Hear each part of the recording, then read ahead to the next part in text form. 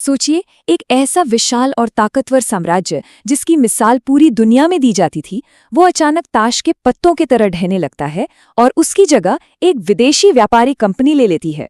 सुनने में किसी फिल्म की कहानी लगता है ना, लेकिन ये हमारे ही इतिहास का एक बहुत ही नाटकीय और असल दौर था। आज के इस विस्तृत विश्लेषण में हम मुगलों के पतन और ब्रिटिश ईस्ट इंडिया कंपनी के उदय की इसी हैरान कर देने वाली कहानी को स्पष्ट रूप से समझेंगे। तो चलिए बिना किसी देरी के शुरू करते हैं।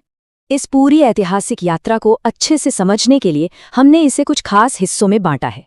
सबसे पहले मुगलों का पतन, फिर सत्ता के लिए मचा संघर्ष, इतिहास बदलने वाले कुछ बड़े युद्ध, अंग्रेजों की राजनीतिक पकड़ और अंत में एक बिल्कुल नए साम्राज्य का उदय। शुरुआत करते हैं हमारे पहले हिस्से से, मुगलों का पतन, जिसे हम भीतर से शुरू हुआ खोखलापन भी कह सकते हैं। दरअसल ये जो पतन था ना, ये बाहर के दुश्मनों से ज्यादा अंदर की कमियों से शुरू हुआ था। 1707 में जैसे ही शक्तिशाली शासक औरंगजेब की मृत्यु हुई, मानो पूरा मुगल साम्राज्य बिखरने लगा। बाद के शासकों के समय तक आते आते दरबार सिर्फ विलासिता और गुटबाजी का अड्डा बनकर रह गया। इसी अंदरूनी कमजोरी का फायदा उठाया नादिर शाह ने, जिसने 1739 में भारत पर हमला करके भारी लूटपाट मचाई। और रही सही कसर 1761 में पानीपत की तीसरी लड़ाई ने पूरी कर दी, जिसने मराठों जैसी बड़ी ताकत को भी एक बहुत ही विनाशकारी झटका दिया। अब इन सब उथल-पुथल का नतीजा क्या हुआ? उत्तर भारत में एक बहुत ही अजीब सी स्थिति पैदा हो गई, जिसे हम पावर वैक्यूम या शक्ति शून्य कहते हैं। मतलब मुगलों के कमजोर पड़ने और मराठों जैसी क्षेत्रीय ताकतों के हारने से एक ऐसा विशाल राजनीतिक खालीपन आ गया, जिसने पूरे उपमहाद्वीप को अंदरूनी फूट और बाहरी हमलों के लिए एकदम खोलकर रख दिया। सत्ता के केंद्र में अचानक एक बहुत बड़ा सन्नाटा छा गया था। और यहीं से हमारा दूसरा पड़ाव शुरू होता है, सत्ता के लिए संघर्ष, जिसने इस उपमहाद्वीप को कई हिस्सों में बांट दिया। जब मुगलों की पकड़ ढीली होने लगी तो क्षेत्रीय सूबेदारों और विदेश से आए व्यापारियों को तुरंत समझ आ गया कि अब इस पूरे उपमहाद्वीप पर कब्जा किया जा सकता है। ऐसे में सबसे बड़ा और अहम सवाल यही था कि इस शक्ति शून्य को आखिर भरेगा कौन।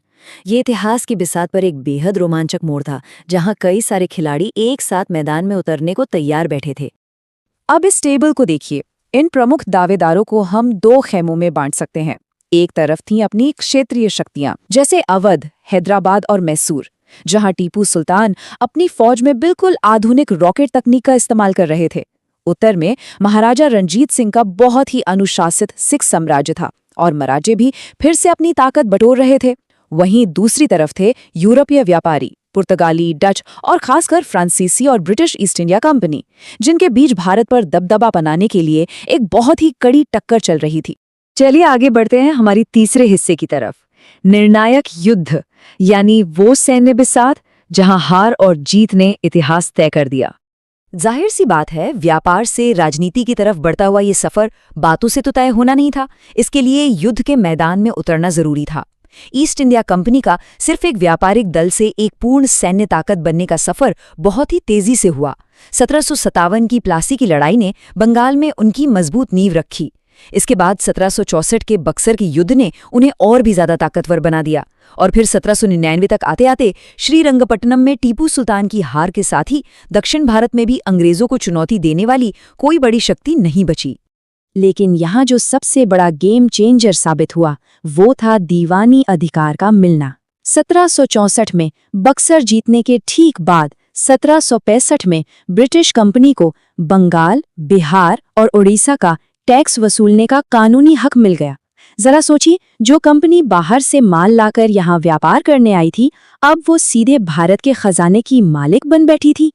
इस एक घटना ने कंपनी का पूरा स्वरूप ही हमेशा के लिए बदल कर रख दिया। अब आते हैं चौथे चरण पर, ब्रिटिश राजनीतिक पकड़ और कैसे उन्होंने अपने विरोधियों का दम घोटा। सत्ता और पैसा हाथ में आने के बाद अंग्रेजों ने सिर्फ तोपों और बंदूकों का ही इस्तेमाल नहीं किया, उन्होंने बड़े ही शातिर तरीके अपनाए। बंगाल में उनका लगाया गया द्वैध शासन या डुअल गवर्नमेंट इसका सबसे बड़ा उदाहरण है। ये व्यवस्था बेहद अजीबोगरीब और शोषक थी। एक तरफ ईस्ट इंडिया कंपनी थी, जिसके पास सारा पैसा और टैक्स वसूलने का अधिकार था, लेकिन जनता के प्रति कोई जिम्मेदारी नहीं। वहीं दूसरी तरफ था स्थानीय नवाब, जिसके कंधों पर प्रशासन का सारा बोझ था, लेकिन उसके पास ताकत या पैसा बिल्कुल शून्य था। बिना जिम्मेदारी वाली इस अंधी सत्ता का जो मानव मूल्य चुकाना पड़ा वो बहुत ही खौफनाक था। 1770 का साल इसका सबसे बड़ा गवाह है। इस भयंकर लूट और शोषण का सीधा नतीजा निकला बंगाल का 1770 का वो भयानक अकाल, जिसमें लाखों लोग भुखमरी से मारे गए। जब सत्ता बिना किसी जवाबदेही के आती है तो वो कितनी बेरहम हो सकती है, ये साल उसका जीता जागता सबूत है। और अंग्रेजों के तरकश में अभी और भी कई तीर थे, जैसे कि लॉर्ड वेलेस्ली की सहायक संधि या सब्सिडियरी अलायंस। सुनने में ये ऐसा लगता है जैसे अंग्रेज किसी की मदद कर रहे हों, लेकिन असल में ये एक ऐसा बिछाया हुआ जाल था जिसमें भारतीय राजाओं को अपने ही राज्य में ब्रिटिश सेना रखनी पड़ती थी, उसका पूरा खर्चा उठाना पड़ता था और अपनी सारी विदेश नीति अंग्रेजों को सौंपनी पड़ती थी। बिना एक भी गोली चलाए कई रियासतें धीरे धीरे आर्थिक रूप से कंगाल और अंग्रेजों की गुलाम होती चली गई।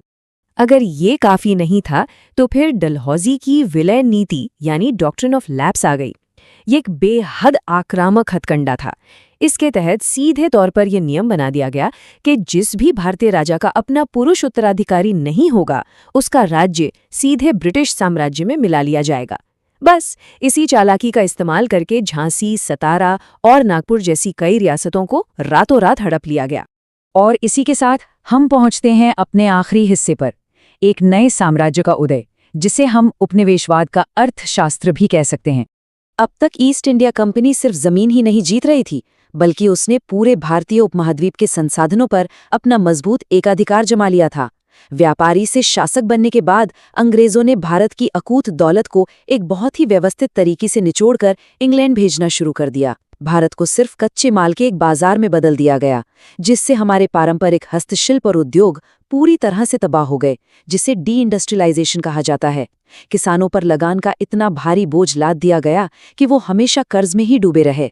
और इसी भयंकर आर्थिक शोषण को हमारे इतिहास में दादा भाई नौरोजी ने ड्रेन ऑफ वेल्थ यानी धन का निकास का नाम दिया था। तो इस पूरी ऐतिहासिक यात्रा को करीब से देखने और समझने के बाद जहन में एक बहुत ही गहरा सवाल उठता है, क्या सच में भारतीय शक्तियों में आपसी एकता की कमी और उनके खुद के आपसी संघर्षों ने ही एक बाहरी व्यापारिक कंपनी को इतने बड़े साम्राज्य पर राज करने का खुला न्योता दिया था? ये इतिहास की उन अंदरूनी कमजोरियों पर सोचने को मजबूर कर देता है, जिन्होंने आगे चलकर भारत के भविष्य की दिशा ही पूरी तरह बदल दी। सोचने वाली बात है ना? खैर, इतिहास के इस खास विश्लेषण में आज के लिए बस इतना ही।